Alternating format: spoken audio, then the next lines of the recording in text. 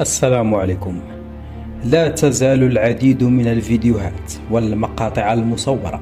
لآثار الزلزال المدمر الذي ضرب تركيا وسوريا وعمليات إنقاذ بعض الأحياء تحت الأنقاض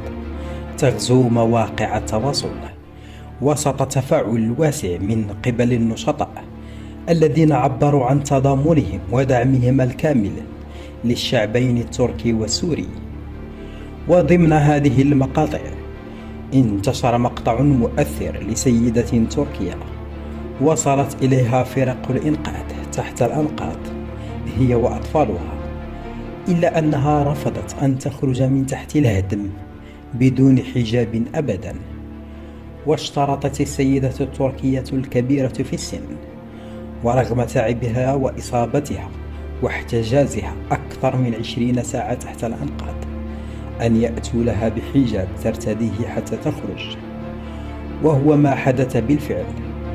حيث أحضرت لها فرق الإنقاذ المدني حجابا وألقت به لها في الداخل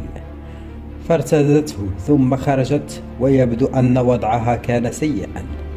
وتعاملت معها فرق الإنقاذ